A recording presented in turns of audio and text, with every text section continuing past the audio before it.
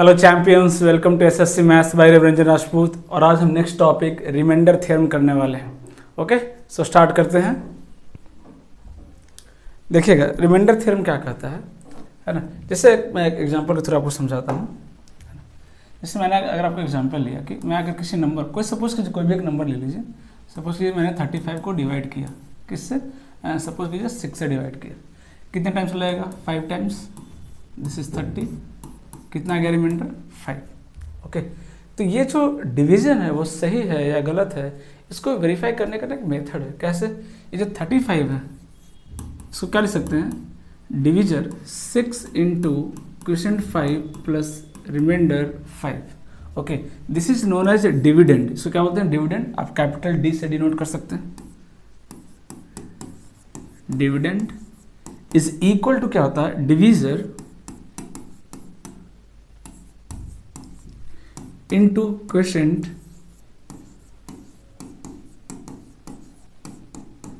plus remainder.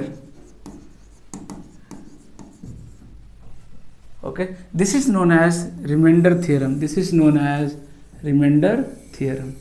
Okay, इसी को क्या बोलते हैं? remainder theorem. Dividend is equal to divisor into quotient plus remainder. है ना। इस तरीके से आप अपना डिवीजन है ना, डिवाइड को आप वेरीफाई कर सकते हैं कि वो सही है कि नहीं। इसी को हम बोलते हैं remainder theorem. Okay, dividend is equal to divisor into quotient plus remainder. बहुत ज़्यादा डिटेल में नहीं जाना है, सिंपली इस थ्योरम का यूज़ करना है और हमें रिमाइंडर फाइंड करना है। ओके, आई होप आपको ये चीज़ समझ में आई होगी। बहुत ईजी है, ऑलरेडी आपने 7th 8th क्लास में पढ़ चुका है इसको, कुछ नया नहीं है। ठीक है, तो क्वेश्चन स्टार्ट करते हैं। फर्स्ट क्वेश्चन देखिएगा, है ना। क्वेश्चन की हेल्प से और बेटर समझ में आएगा कि रिमाइंडर थ्योरम क्या है। ओके, देखिए if the divisor is 7 times, देखिए क्या लिखा है, जो डिविजर है वो 7 टाइम्स क्वेश्चन है, मतलब small D is equal to कितना दिया हुआ है? 7Q। ये डेटा दिया हुआ है। फिर क्या बोल रहा है कि and 3 times the remainder. Okay, और ये जो डी है वो क्या है? 3 टाइम्स लिखा। If the divisor is 7 times the question and 3 times the remainder and the remainder is 28 और r की वैल्यू कितना दिया हुआ है? 28। then find the dividend। क्या फाइंड करना है? डिविडेंड फाइंड करना है। और डिविडेंड इज इक्वल टू क्या होता है? d into Q plus R. This is remainder theorem जो आपको याद रखना है। d is equal to capital D, dividend is equal to division into quotient plus remainder. That's it, और कुछ मुश्किल नहीं है। ओके, अब देखिए r की वैल्यू कितनी है? 28। r यहाँ पर रख दीजिए 28। ये कितना जाएगा बोलिए? 84। कितना आ गया? 84। सो स्मॉल डी कितना आ गया? 84। ओके, अब क्यू निकालना है तो क्यू कितना हो जाएगा? तो ये जो 84 है डिविडेंड, सॉरी डिविजर, वो किसका इक्वल है? 7Q के। तो 7 से कैंसिल हो गया, देखिए कितना? 12 टाइम्स।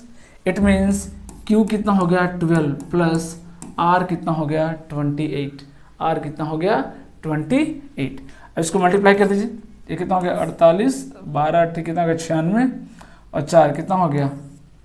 100 प्लस 28 कितना हो गया? 28 और 8 36, 1036। So dividend is 1036। So dividend is 1036। मैं फिर से रिपीट कर रहा हूँ, रिमाइंडर थ्योरम क्या होता है?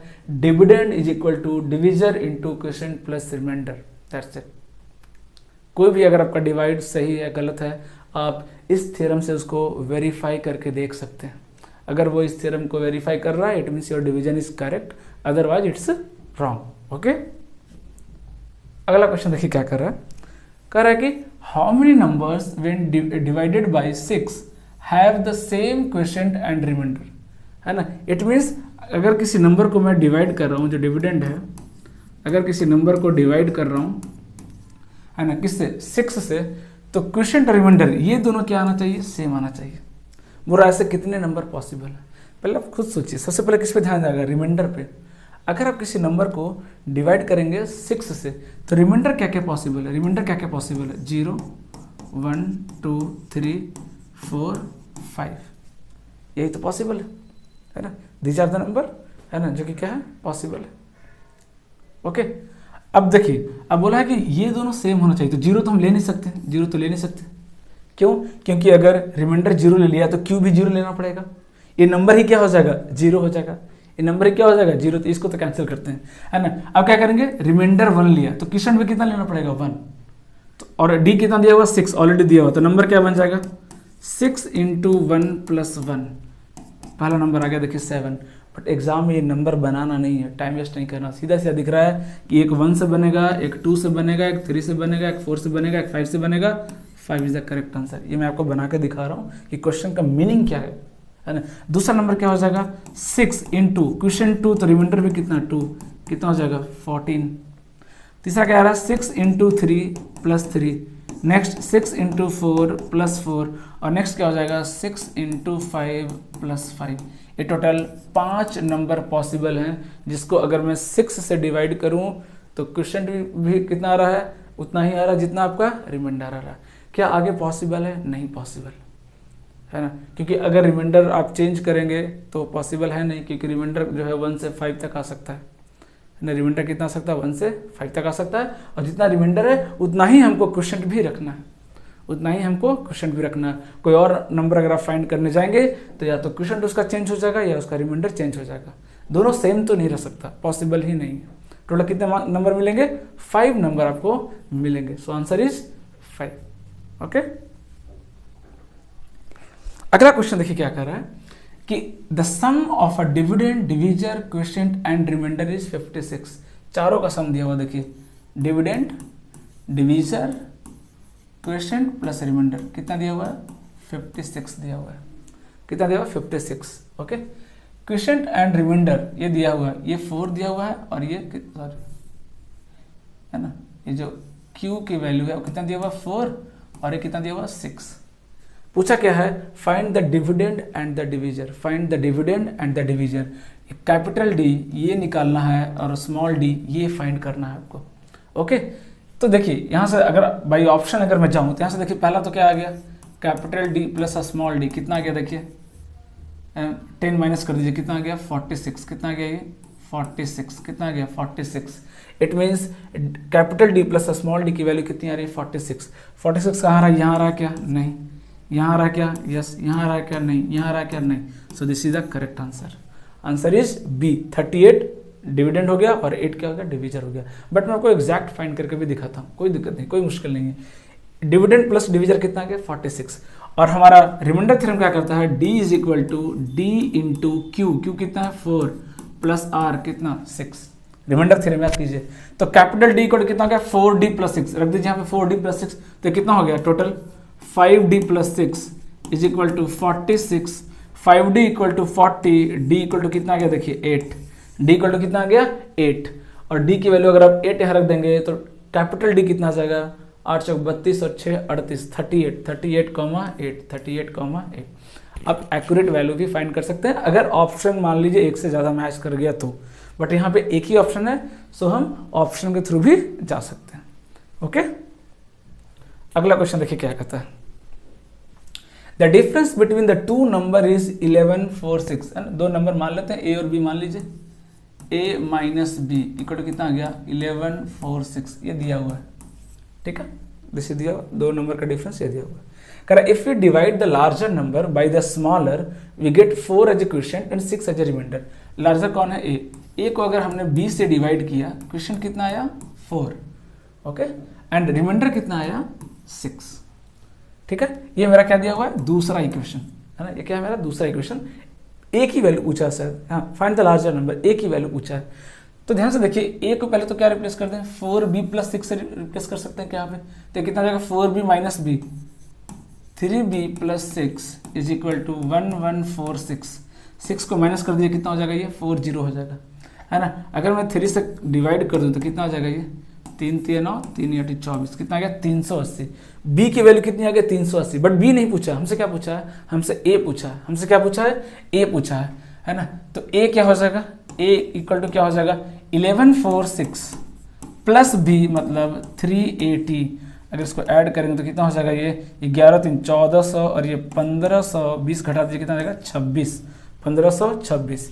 सो 1526 is the correct answer. 1526 is the correct answer. Next देखिए क्या कर रहा है।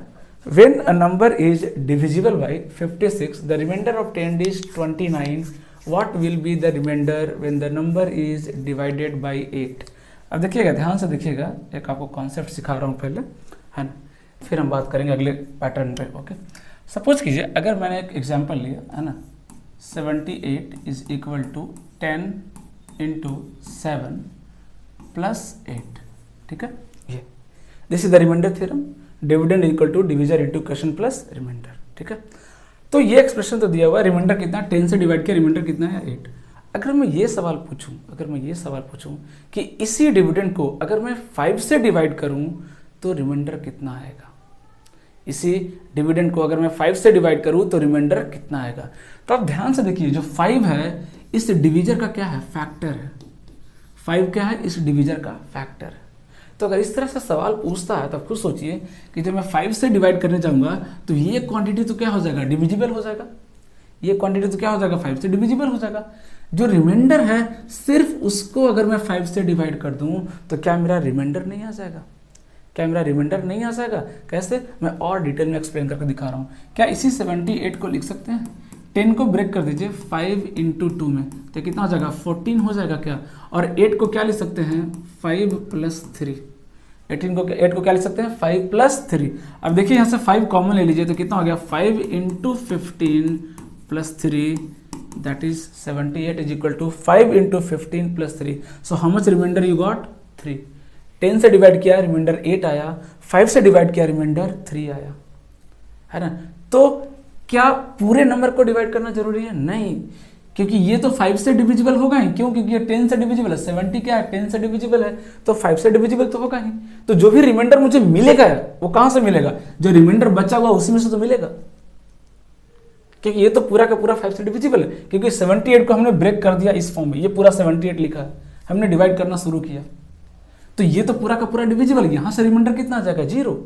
यहाँ से तो रिमाइंडर कुछ नहीं मिलेगा। जो भी रिमाइंडर मिलेगा कहाँ से मिलेगा, यहाँ से मिलेगा।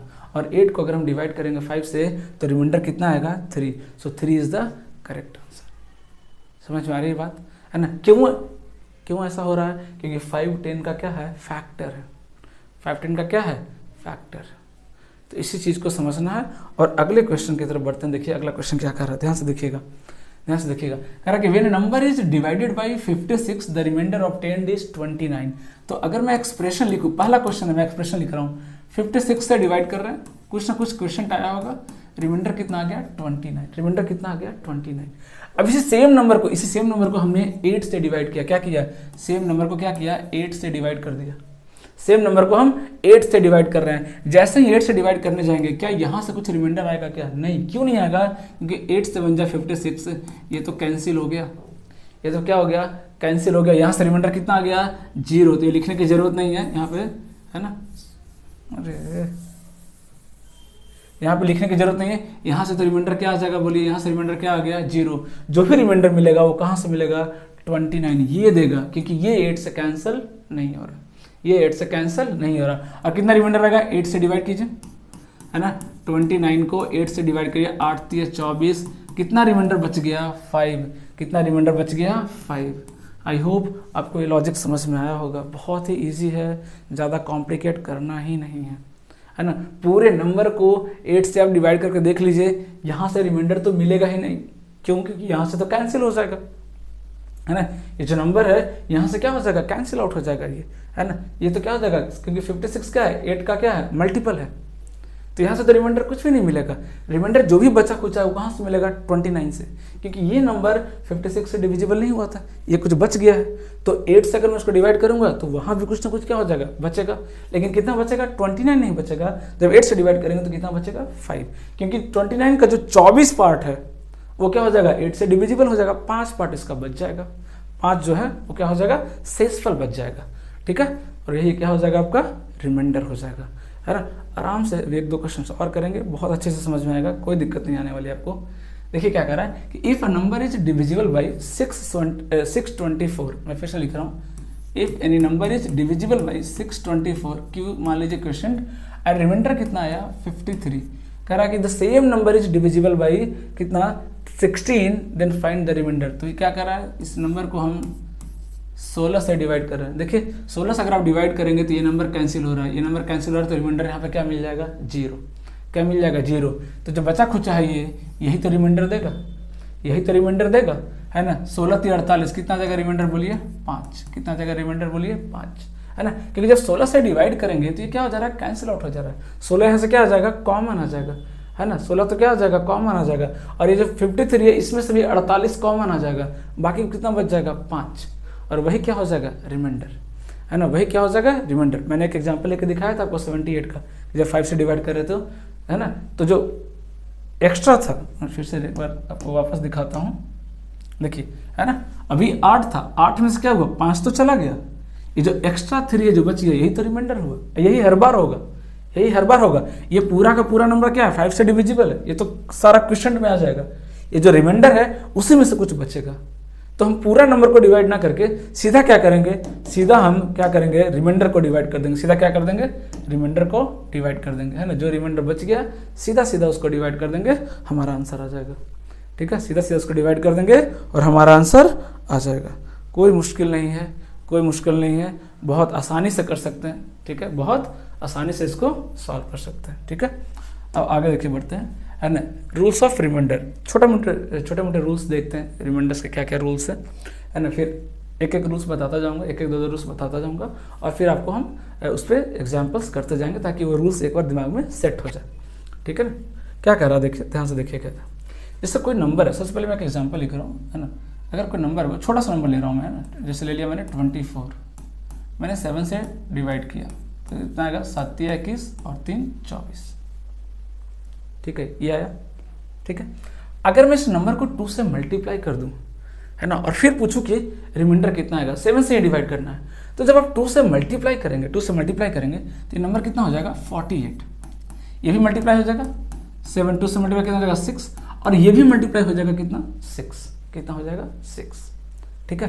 तो अब रिमाइंडर कितना आ गया 6, तो देख रहे हैं रिमाइंडर भी क्या हो गया 2 से मल्टीप्लाई हो गया, रिमाइंडर भी 2 से क्या हो जाएगा मल्टीप्लाई हो जाएगा। अब बोलेंगे बहुत बढ़िया, 3 से अगर करें तो 3 से मल्टीप्लाई कीजिए, 24 को 3 से मल्टीप्लाई कीजिए, कितना आ जाएगा देखिए 72, ये कितना हो जाएगा 7 इंटू 3 3 9, और वो कितना हो जाएगा, वो भी कितना हो जाएगा 3 3 9। तब बोलेंगे सर 3 से मल्टीप्लाई किया, रिमाइंडर भी कितना हो गया 3 टाइम्स, तो क्या रिमाइंडर 9 होगा, बिल्कुल नहीं, बिल्कुल नहीं। क्यों, क्योंकि मेरा डिविजर कितना है 7। क्या रिमाइंडर कभी भी डिविजर से बड़ा हो सकता है क्या, नहीं, पॉसिबल ही नहीं है, हमेशा उससे छोटा होगा, बराबर भी नहीं हो सकता डिविजर के। Remainder is always less than, not even equal to भी नहीं बोलेंगे, less than divisor, remainder is always less than divisor. तो इस केस में करेंगे क्या, क्या ये लॉजिक फेल हो गया, नहीं, लॉजिक तो यही लगाना है ना। सीधा सीधा क्या करना है, रिमाइंडर को भी उतने टाइम्स से मल्टीप्लाई कर देना है, लेकिन अगर डिविजर से बड़ा आ जाए तो इसको क्या कर देना है 7 से डिवाइड कर देंगे। How much remainder, what is the new answer 2। क्या हुआ, ऐसा क्यों हुआ, ये जो 9 है उसमें से 7 चला गया इसमें, कैसे कैसे इसको कैसे लिखेंगे देखिए, 7 इंटू 9 प्लस 9 को क्या लिख देंगे 7 प्लस 2, ये 7 कहाँ चला गया इसमें, क्यों, क्योंकि जो 7 कॉमन लेंगे तो 9 प्लस 1 कितना हो जाएगा 10 plus 2, this is 72, this is 72, 10 7 जा कितना 70 प्लस 2। तो ये जो कॉन्सेप्ट है रिमाइंडर का वो आपको समझना पड़ेगा कि रिमाइंडर भी मल्टीप्लाई तो हो रहा है, लेकिन उसका एक लिमिटेशन है। क्या लिमिटेशन है, वो डिविजर से बड़ा नहीं हो सकता, उसके बराबर नहीं हो सकता। तो जैसे ही क्रॉस करेगा फट से क्या करेंगे, डिविजर से डिवाइड कर देंगे, जो बच गया वही आपका रिमाइंडर हो जाएगा, वही आपका रिमाइंडर हो जाएगा। आई होप ये चीज़ आपको समझ में आया होगा, बहुत ईजी है, कोई मुश्किल नहीं, कोई मुश्किल नहीं है ना, कोई मुश्किल नहीं है। दूसरा कॉन्सेप्ट मैं सिखा रहा हूँ, देखिए, है ना। ये कॉन्सेप्ट हालांकि एक बार और बताऊंगा, अभी बस थोड़ा सा, कि अगर मैं मान लीजिए मैंने किसी नंबर को स्क्वायर कर दिया तो क्या होगा, ध्यान से देखिएगा इधर। अगर कोई नंबर है, सपोज कीजिए एक्स ले लो, या फिर मैं एग्जाम्पल के थ्रू समझा दूँ, एग्जाम्पल के थ्रू समझा देता हूँ, चलिए ज़्यादा बेटर है, आपको ज़्यादा अच्छे से समझ में आएगा। छोटा सा नंबर ले रहा हूँ इस बार, मैंने कोई नंबर ले लिया 8, ठीक है, 8 नंबर लिया, इसको हमने डिवाइड किया 3 से, तो 3 2 जा 6 प्लस 2, ये आ गया, सीधी सी बात है। तो रिमाइंडर कितना है क्या 2। अगर मैं नंबर का स्क्वायर कर दूं, 8 का स्क्वायर कर दूं, तो रिमाइंडर कितना आएगा 3 से डिवाइड करने पे, तो सीधी सी बात है इसका भी स्क्वायर हो जाएगा, प्लस 2 का क्या हो जाएगा देखिए स्क्वायर हो जाएगा, क्योंकि 8 का स्क्वायर किया तो ये भी स्क्वायर हो जाएगा। स्क्वायर कीजिए, 3 इंटू 2 6 का स्क्वायर, इसको मैं ऐसे ही रहने देता हूँ, 3 इंटू जो भी स्क्वायर आएगा 3 का मल्टीपल ही तो आएगा, नहीं तो बोलेंगे तो मैं पूरा डिटेल में भी लिख सकता हूँ, चलिए लिख देता हूँ 3 का स्क्वायर, ये क्या हो जाएगा 6, 6 का स्क्वायर कितना होगा 36, मतलब 3 × 12 लिख देता हूँ चलिए, क्योंकि हमें 3 से डिविजिबिलिटी दिखाना है तो क्वेश्चन सॉरी डिविजन को तो दिखाना पड़ेगा। प्लस कितना आएगा 2ab, 2ab यही तो आएगा, और प्लस b स्क्वायर मतलब 2 का स्क्वायर कितना हो गया 4, 2 का स्क्वायर कितना हो गया 4, देख रहे हैं a square plus 2ab plus b square. अब अगर इसको मैं 3 से डिवाइड करूं तो रिमाइंडर कितना आएगा, ध्यान से देखिए, ये 3 से डिविजिबल है, रिमाइंडर 0, ये भी 3 से डिविजिबल है, रिमाइंडर 0, रिमाइंडर क्या हो गया 2 का स्क्वायर हो गया, रिमाइंडर क्या हो गया 2 का स्क्वायर हो गया।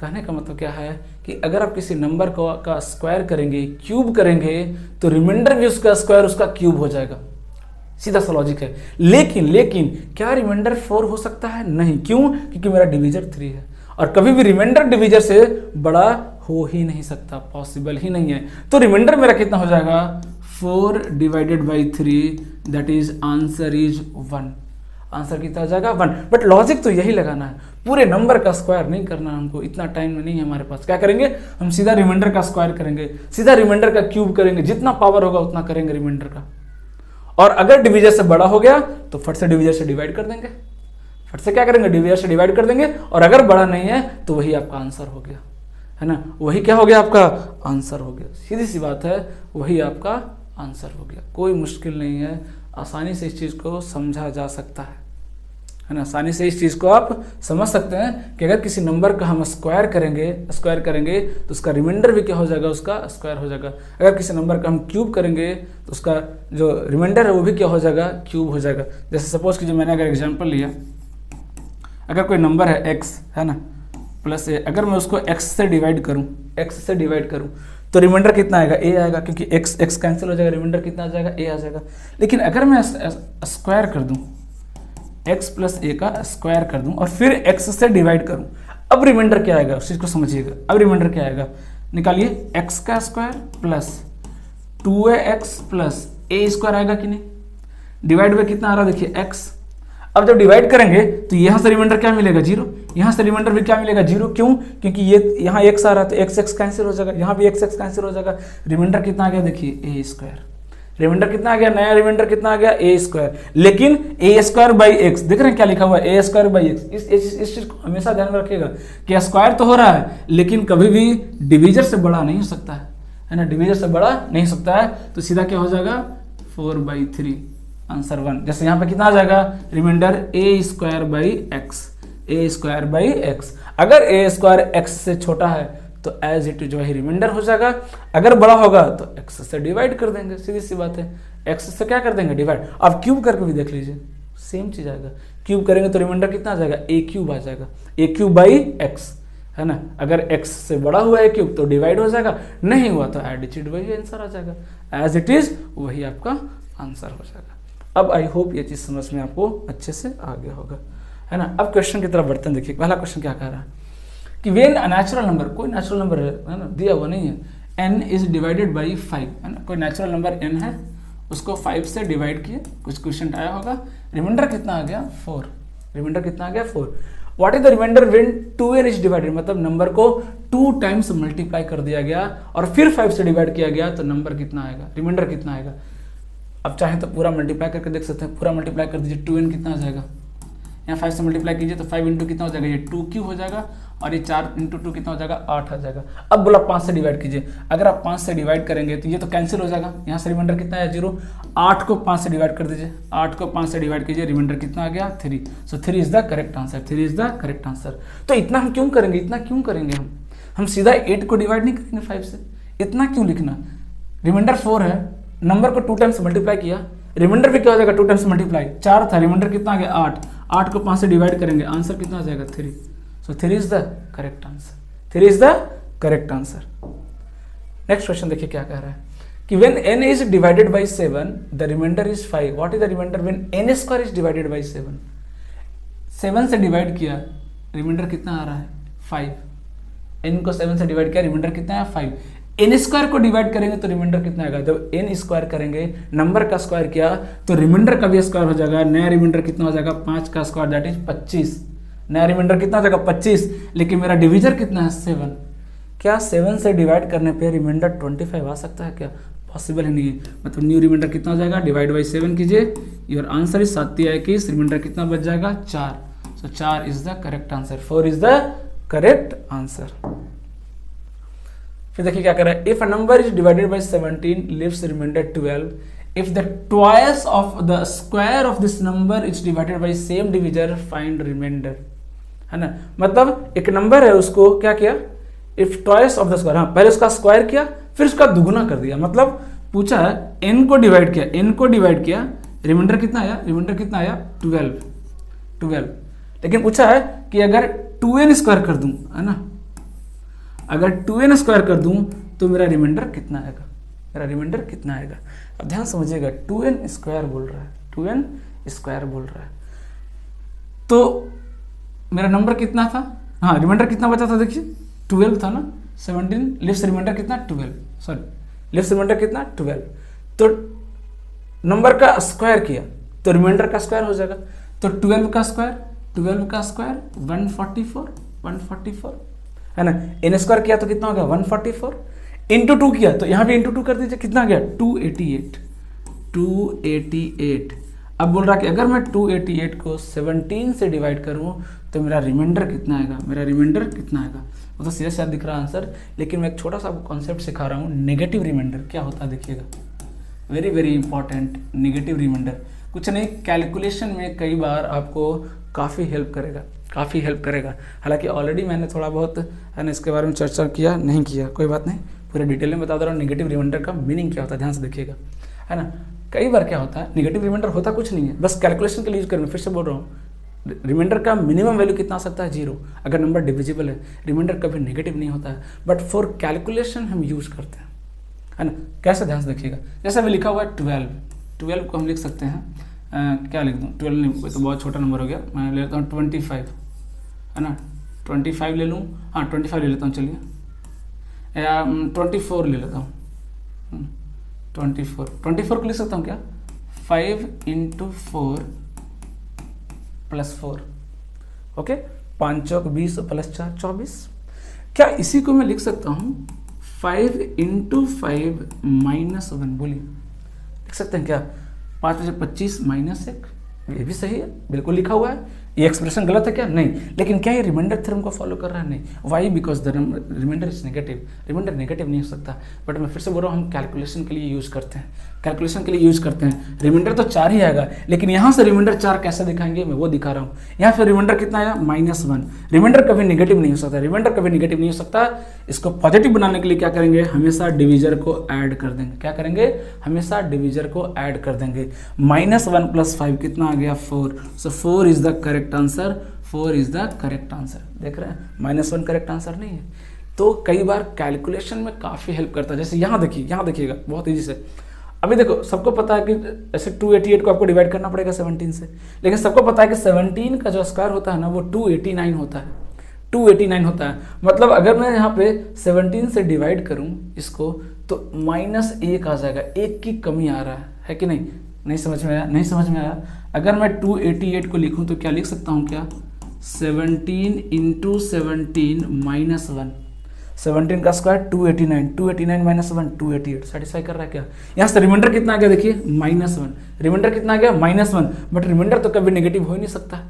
तो पॉजिटिव बनाने के लिए क्या करेंगे, 17 डिविजर को ऐड कर दीजिए, डिविजर को क्या कीजिए, ऐड कर दीजिए, कितना आ गया रिमाइंडर 16, रिमाइंडर कितना आ गया 16, सो 16 इज द करेक्ट आंसर, है ना। यहाँ पे आप देख सकते हैं, दोनों में डिफरेंस देख सकते हैं। 24 को हम 2 तरीके से लिख सकते हैं, this is the concept of negative remainder, है ना। लिखने का दोनों तरीका सही है, गलत तो नहीं है, बट रिमाइंडर थ्योरम को ये वैलिड वेरीफाई नहीं कर रहा, because remainder should be always non negative, है ना, वो कभी नेगेटिव नहीं हो सकता, है ना। लेकिन हम इसका यूज करेंगे for what, calculation purpose, calculation को ईजी करने के लिए हम यूज करेंगे, कई बार हेल्प करेगा। जैसे यहाँ पे देखिए हेल्प किया, अदरवाइज आपको 17 से डिवाइड करना पड़ेगा, टाइम लग जाएगा। लेकिन हमें पता है कि 17 का स्क्वायर क्या होता है 289 होता है, 1 की कमी है, बस -1 कर दिया हमने, वही तो बच गया 1, क्योंकि अगर वो -1 इसको मिल जाता है ना, 1 और मिल जाता तो नंबर क्या होता है, डिविजिबल हो जाता। तो ये जो -1 है इसी की वजह से तो डिवाइड नहीं हो रहा है, तो -1 हमने क्या बोल दिया, रिमाइंडर। जैसे मैंने -1 रिमाइंडर बोला, बात गड़बड़ हो गई क्योंकि रिमाइंडर तो पॉजिटिव होता है। मैंने फट से क्या किया, डिविजर ऐड कर दिया, 17 ऐड कर दिया, रिमाइंडर कितना आ गया 16। रिमाइंडर कितना आ गया 16। क्यों कहाँ से आया ये 16? क्योंकि इसी एक्सप्रेशन को हम लिख सकते हैं 17 इंटू 16 किया तो जैसे क्या हुआ 17 बच गया, तो प्लस 17 माइनस 1। एक्चुअली रिमाइंडर ये है ना, एक्चुअल रिमाइंडर क्या है, ये है 17 माइनस 1 रिमाइंडर है, और वही कितना 16 है। ध्यान समझिएगा, इसको हम अगर एक्चुअल में लिखना हो रिमाइंडर थ्योरम का फॉलो करके, तो अगर मैं 288 को अगर मैं डिवाइड करूँ 17 से, तो क्वेश्चन कितना आएगा 17 नहीं, कितना आएगा 16 आएगा।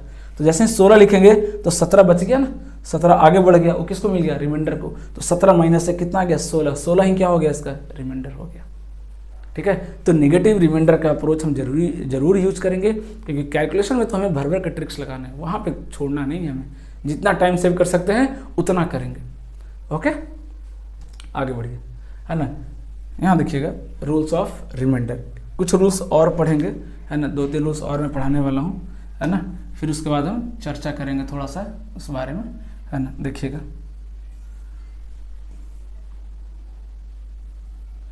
है ना, इसमें बहुत सारे सवाल हैं और बहुत इजी तरीके से आपको समझ में आएगा। देखिएगा, छोटे मोटे रूल्स, 1-2 रूल्स और है, वो देखते हैं।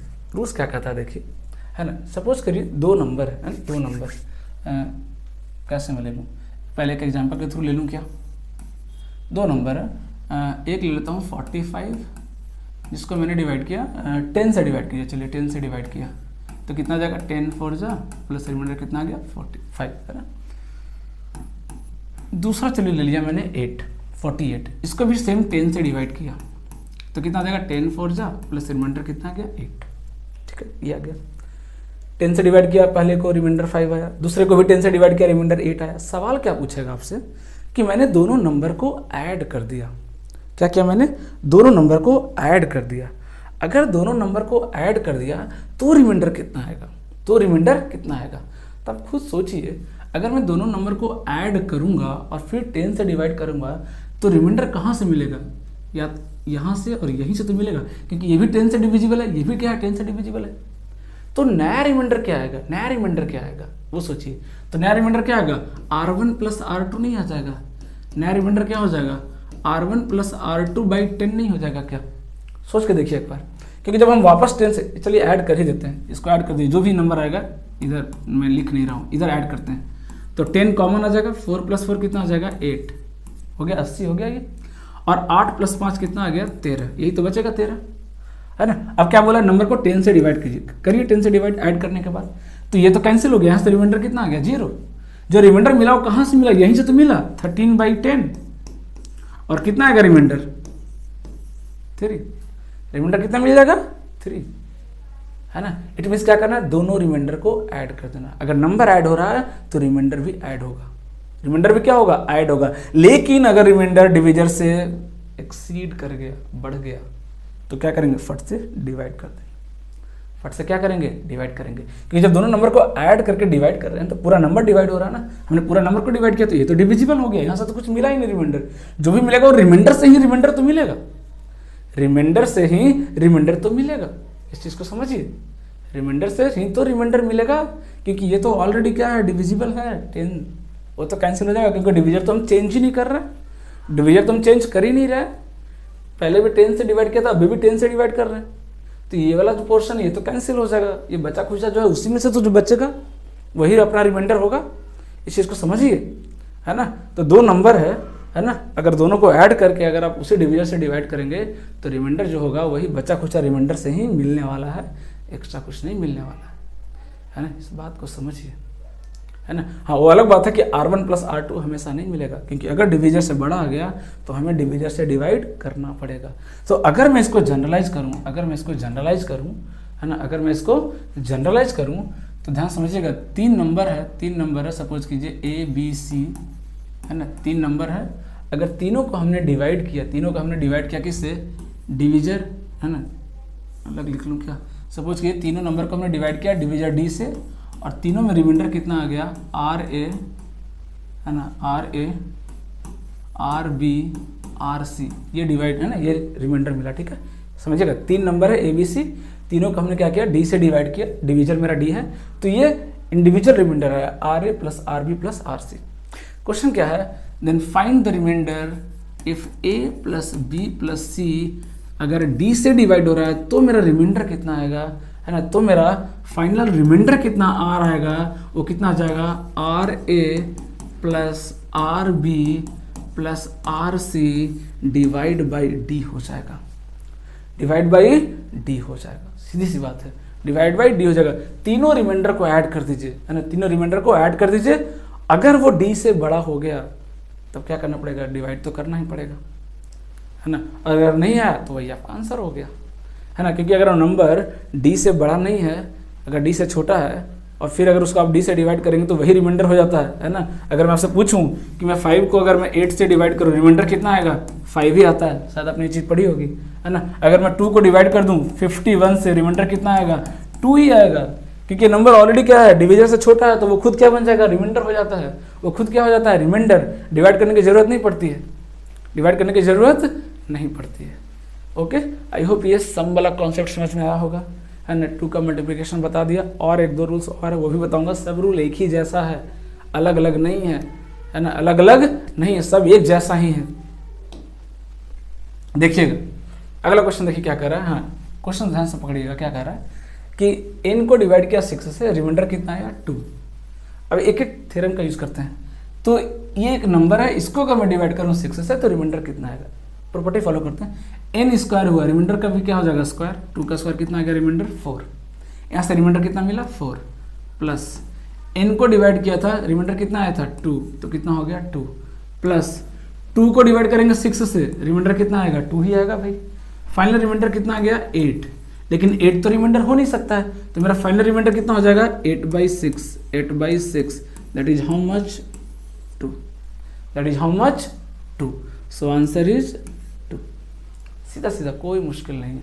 1-2 क्वेश्चन और करेंगे, टेंशन मत लीजिए।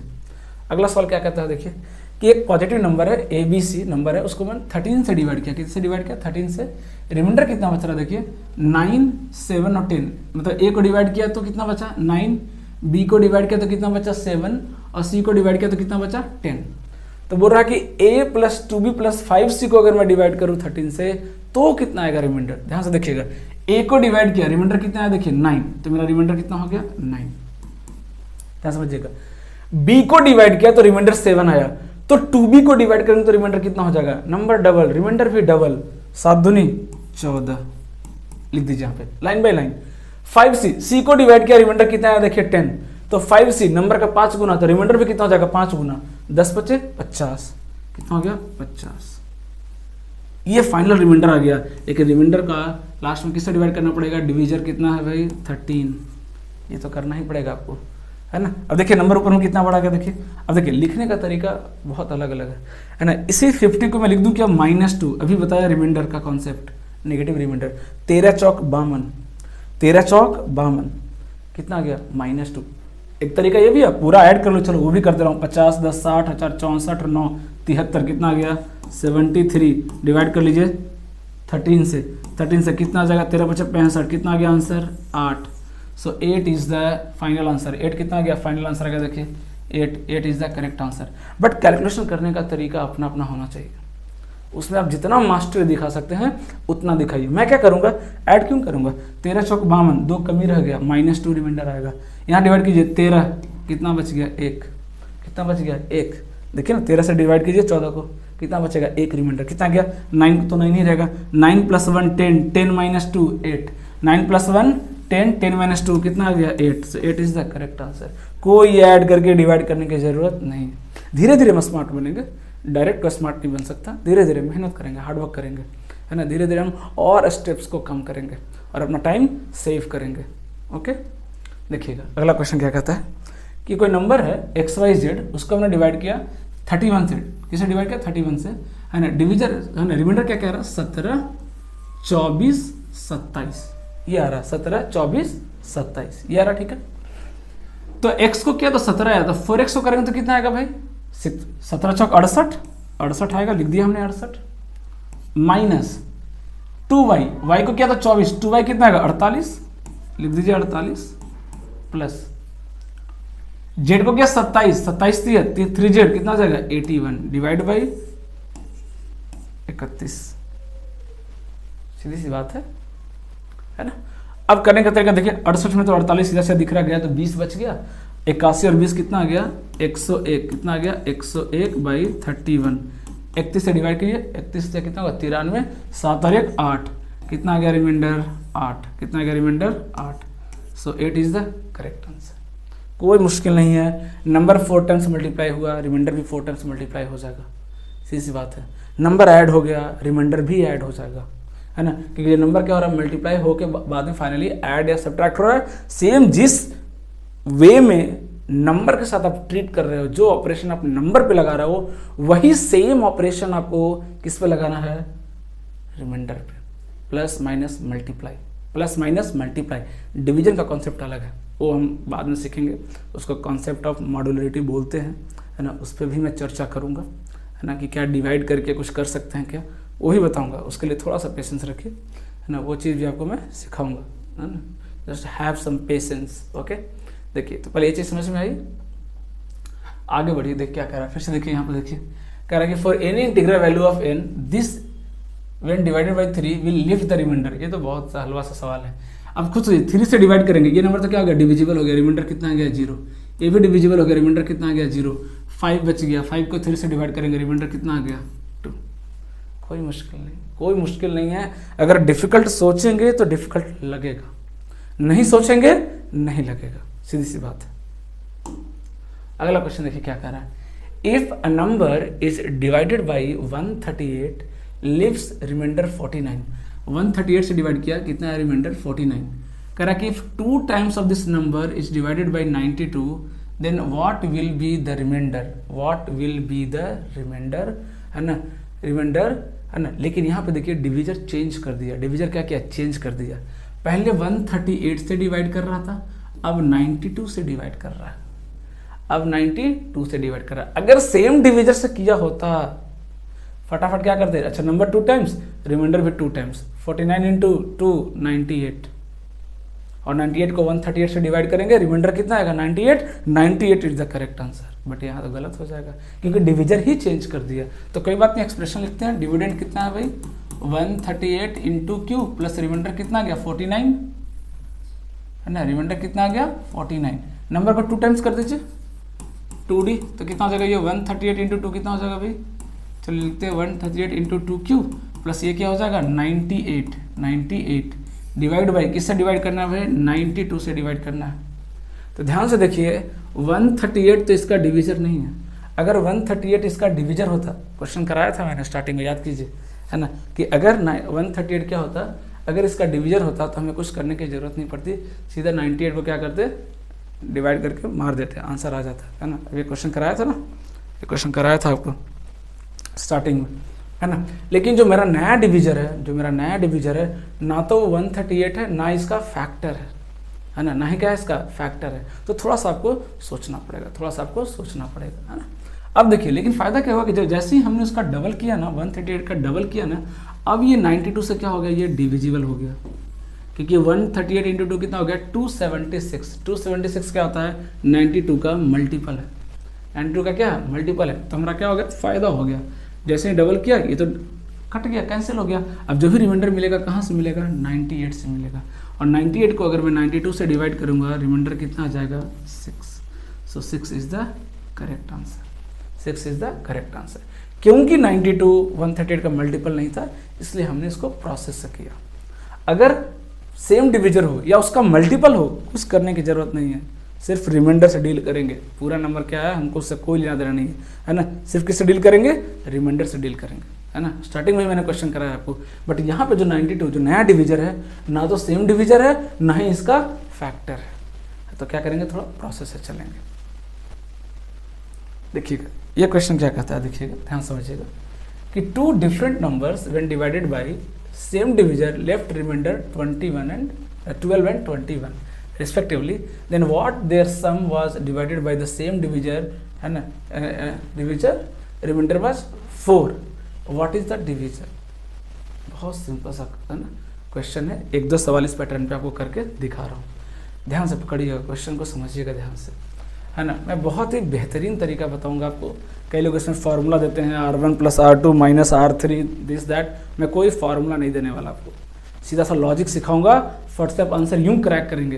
ध्यान, आप खुद सोचिएगा कि एक ही डिवीजर से दो नंबर को डिवाइड किया, है ना, तो रिमाइंडर कितना है 12 और 21 आया। दोनों को ऐड किया तो हमने क्या सीखा कि जब हम ऐड करते हैं तो मेरा नया रिमाइंडर कितना होता है R1 + R2, मतलब 12 + 21 कितना आना चाहिए भाई, 21 + 12 कितना आ गया 33, कितना आ गया 33। अभी सिखाया था ना, अभी तो सिखाया था, अभी जस्ट सिखाया था कि अगर हम दो नंबर को ऐड करेंगे, क्या है कि हर एक टाइप के लिए अलग अलग थ्योरम, अलग अलग फार्मूला नहीं चाहिए होता है। कॉन्सेप्ट में बार बार इसीलिए बोलता हूँ क्योंकि अगर आप हर लॉजिक के लिए, हर टाइप के लिए अगर एक थ्योरम पढ़ने लग जाएंगे, फिर इसका मतलब कि आप उस चीज़ को रटना सीख गए, आप उसको रट रहे हैं। और ये एक चैप्टर तक तो अच्छा लगता है, 2 चैप्टर तक अच्छा लगेगा, 3 चैप्टर तक अच्छा लगेगा, जब होल सिलेबस कवर करने की बारी आएगी पसीने छूट जाएंगे आपके। तो जितना कम थियरम और ये फार्मूला वगैरह है ना, ट्रिक वगैरह से जितना दूर रहेंगे उतना सिलेक्शन के नज़दीक रहेंगे आप, ठीक है। तो मैं क्या कर रहा हूँ कि मैंने क्या सिखाया था आपको अभी जस्ट, उसी कॉन्सेप्ट से इसको करते हैं कि अगर दो नंबर है, अलग अलग नंबर है, सेम डिवीजर से हमने डिवाइड किया, रिमाइंडर R1 और R2 आया, फिर दोनों को सम करके डिवाइड कर रहे हैं, तो जो मेरा नया रिमाइंडर वो कितना होता है R1 + R2/D। यही तो सिखाया मैंने, चाहे 2 नंबर नहीं, 3 नंबर हो, 4 नंबर हो, 5 नंबर हो, कोई दिक्कत नहीं है ना। मतलब मेरा नया रिमाइंडर कितना आना चाहिए था 33/D। मेरा नया रिमाइंडर कितना आया 33/D, और ये किसके इक्वल है 4 के इक्वल है। आप खुद सोचिए है ना कि 33 को अगर मैं डिवाइड करूं D से, रिमाइंडर आएगा 4, रिमाइंडर कितना आना चाहिए 4। मतलब कितना का लॉस हो गया 29 का लॉस हो गया। मतलब मेरा डिवीजर क्या रहा होगा 29 रहा होगा, सीधी सी बात है। रिमाइंडर क्या रहा होगा, सॉरी मेरा डिवीजर क्या रहा होगा 29 रहा होगा, है ना, क्या रहा होगा 29 रहा होगा। अब कई लोग इस बारे में सोचेंगे, है ना, कई लोग है ना इस बारे में ज्ञान भी देंगे कि अगर मान लीजिए ऐसा ना होता, कोई ज़रूरी तो थोड़ी ना है कि मैं 29 से डिवाइड करूं तो ही रिमाइंडर 4 आएगा। चलिए यहाँ पे तो आ भी गया। कई बार क्या होता है, ऐसा केस होता है कि जैसे मान लीजिए अगर मैंने 29 है ना D, मैं एक समझा रहा हूँ, कॉन्सेप्ट समझिएगा, कई लोग है ना कन्फ्यूज करेंगे, है ना, कि 29 अगर D लिखा होता है और यहाँ पे 4 दिया होता है, तो मेरा डिवीजर कोई ज़रूरी है क्या कि 25 ही आएगा, वो 5 भी तो आ सकता है, बिल्कुल आ सकता है। बिल्कुल सही सोच रहे हैं आप बिल्कुल गलत नहीं सोच रहे हैं, है ना। ये जो डिवीजर है कोई ज़रूरी नहीं कि 25 ही हो, 25 का फैक्टर भी हो सकता है ना। यहाँ पे तो किस्मत अच्छा था कि जो मेरा D है वो क्या मिला 29, और 29 एक प्राइम नंबर है, इसलिए कोई और ऑप्शन मिला ही नहीं। लेकिन क्या अगर ऐसा हुआ तो भी कोई दिक्कत नहीं है ना। रिमाइंडर भी तो देखना पड़ेगा ना। मान लीजिए यहाँ पे हमको कोई और फैक्टर मिलता, रिमाइंडर भी तो देखना पड़ेगा। रिमाइंडर 12 और 21 आ रहा है, क्या डिवीजर 12 या 21 से छोटा हो सकता है क्या? नहीं हो सकता। इतना तो कॉमन सेंस होना चाहिए कि जो भी डिवीजर होगा वो 12 और 21 से तो बड़ा ही आएगा भाई। तो आपको घबराने की ज़रूरत नहीं है, आपका आंसर आराम से आएगा विदाउट एनी टेंशन, है ना। नए नए थ्योरम्स रटने की ज़रूरत नहीं है, इसी लॉजिक से हम निपटाएंगे सारे क्वेश्चंस को, है ना। आगे सवाल करते हैं। देखिए एक और सवाल इस पर देता हूँ। देखिए ये तो बड़ा है, चलिए इसको करते हैं, ये बड़ा डेटा है। देखिए क्या कर रहा है सवाल में, देखिएगा, है ना। अच्छा ऑप्शन है, इधर आ गया, देखिए दिस इज ऑप्शन है, this is option B, this is option C, this is option D. देखिए क्या कह रहा है क्वेश्चन कि दो नंबर है x and y separately divided by A number d से हमने डिवाइड किया, d को डिवीजर है। रिमाइंडर कितना है दिस एंड दिस, रिमाइंडर कितना है दिस एंड दिस, तो फाइनल रिमाइंडर कितना आएगा 4375 प्लस 2986, यही तो आएगा, और डिवाइडेड बाई d, यही तो आएगा फाइनल रिमाइंडर, है ना। जो लॉजिक है हमारा, ऐड कीजिए कितना आ रहा है, देखिए दोनों का ऐड कीजिए, 6 5 11, 8 7 15 और कितना हो जाएगा 16, 9 3 12 1 13 और 4 2 6 1 7, कितना आ गया डी, कितना आ गया डी, है ना। तो मेरा रिमाइंडर आना चाहिए था 7361, कितना आना चाहिए 7361, लेकिन ऐसा हुआ नहीं। रिमाइंडर 7361 नहीं आया, रिमाइंडर कितना आया 2361 आया, 2361 आया। मतलब कितना की कमी आ गई, आप ये सोचिए कितना की कमी आ गई। तो इसमें से इसको घटा के देख लीजिए कितना आ रहा, 5000 की कमी आ गई। क्या आ गया 5000 की कमी आ गई, 5000 की कमी आ गई। इसका मतलब डी कितना होगा 5000 रहा होगा, डी कितना रहा होगा, 5000 रहा होगा। आपको बोलेगा सर डी को जरूरी है कि 5000 रहा होगा, डी 2500 भी तो हो सकता है, क्योंकि अगर मैं इस नंबर को 2500 से भी अगर मैं डिवाइड करूंगा तो भी रिमाइंडर यही तो आएगा। आप बिल्कुल सही सोच रहे हैं, गलत नहीं सोच रहे हैं। 2500 से भी अगर मैं डिवाइड करूँ तो रिमाइंडर यही आएगा, बिल्कुल आएगा। लेकिन आप ये भी तो देखिए रिमाइंडर कितना बच रहा है, 4375, 2986। तो क्या 2500 से डिवाइड करने पे कभी भी रिमाइंडर 2986 या 4375 आ सकता है क्या? नहीं आ सकता है। इतनी तो कॉमन सेंस लगानी पड़ेगी। इट मीन्स 100% आंसर कितना होगा, 5000 ही होगा। So B is the correct answer, this is the correct answer 5000, है ना। इतना लॉजिक आपको सोचना है और इतना सोचा भी जा सकता है, कोई मुश्किल तो है नहीं। ऐसा तो नहीं कि मैंने कोई डिफरेंट आपको लॉजिक बता दिया कि अरे ये तो बिल्कुल अलग है, ऐसा कुछ नहीं है। बहुत आसानी से इस चीज़ को समझा जा सकता है ना। अननेसेसरी फार्मूले रटने की ज़रूरत नहीं है, आप खामखा कंफ्यूज करेंगे। कहाँ इसमें मुश्किल है ये बताइए? कोई मुश्किल नहीं, कोई मुश्किल नहीं। थ्योरम भी वही देंगे, R1 + R2 - R3 करेंगे, जो आया वही आंसर। तो उसी को अगर मैं इस तरह से समझ के कर लूँ तो ज़्यादा बेटर है। बाद में कन्फ्यूजन नहीं होगा ना कि R1 + R2 था कि R1 - R2 था। ठीक है, तो फर्स्ट पार्ट जो है रिमाइंडर थ्योरम मैंने कंप्लीट कर दिया है। नेक्स्ट टॉपिक में, है ना, जो कि मंडे का होगा, क्योंकि जो क्लासेस का टाइमिंग रखा है हमने वो मंडे टू फ्राइडे रखा है। वो इसीलिए रखा है ताकि सैटरडे संडे आपको 2 दिन रिवीजन के लिए टाइम मिले। That is very very important. कई लोग बच्चों को लगता है कि है ना बस हम पढ़ते जाए, नया नया सिलेबस करते जाए, मेरा सिलेक्शन हो जाएगा। नहीं होगा। आप 10 बार क्या बोलते हैं उसको, नए टॉपिक्स को आप इस तरह से पढ़ते जाइए, 2 महीने में ख़त्म कर दीजिए। प्रॉपर तरीके से अगर आप नहीं करेंगे, रिवाइज नहीं करेंगे तो सिलेक्शन नहीं होगा। आप 10 बार पढ़ लीजिए तो भी नहीं होगा, है ना। आप 8 साल 10 साल तैयारी करते रहिए, सिलेक्शन नहीं होने वाला है। लेकिन अगर आप प्रॉपर तरीके से पढ़ेंगे विथ प्रॉपर स्ट्रैटेजी, है ना, तो ही सिलेक्शन होगा। और सबसे जो इम्पॉर्टेंट पार्ट है प्रिपरेशन का वो होता है रिवीजन, जिससे बच्चे बहुत घबराते हैं। पुरानी चीज़ें उनको पढ़ने का मन ही नहीं करता, उनको लगता है बस नया टॉपिक पढ़ते जाऊँ और इन्जॉय करते रहूँ। पुरानी टॉपिक्स उनको बोरिंग लगती है, और वही सबसे बड़ा ड्रॉबैक है एक स्टूडेंट के लिए। क्योंकि जब तक आप चीज़ों को रिवाइज नहीं करेंगे, आप कितना भी पढ़ लीजिए, नहीं होगा सिलेक्शन, मतलब नहीं होगा। इसलिए मैं 2 दिन ऑफ रखता हूँ, सैटरडे संडे, ताकि आप इन 2 दिनों में आप चीज़ों को रिवाइज कर सकते, है ना, चीज़ों को रिवाइज कर सकते हैं। मंडे को इसका आखिरी लेक्चर जो है रिमाइंडर थ्योरम का पढ़ेंगे, और आपका जो चैप्टर है ना, आपका वो नंबर सिस्टम वो कंप्लीट हो जाएगा। उसके बाद मैंने क्या रखा है, 1 शॉट एक वीडियो बनाऊंगा आपके लिए। इसमें मिक्स लगभग 100 से 150 क्वेश्चंस मैं आपको कराऊंगा, पूरा मिक्स एकदम।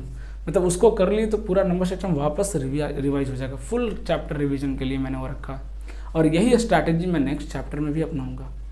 और जब हम नेक्स्ट चैप्टर करेंगे, जब वो कंप्लीट होगा, फिर दोनों को मिक्स करके मैं रिवीजन कराऊंगा। फिर जब तीसरा चैप्टर पढ़ेंगे, तीनों को मिक्स करके मैं रिवीजन कराऊंगा। So that is the best strategy for revision. Okay, so I hope ये वीडियो आपको पसंद आया होगा। अगर आया है तो डेफिनेटली इसको लाइक करें और चैनल को सब्सक्राइब भी करें, ताकि आपको सारे अपडेट्स टाइम टू टाइम मिलता रहे। और जितने भी आपके फ्रेंड्स रिलेटिव्स हैं, डेफिनेटली उसको शेयर करें, ताकि ज़्यादा से ज़्यादा बच्चे इससे जुड़ सकें। Okay, so thank you.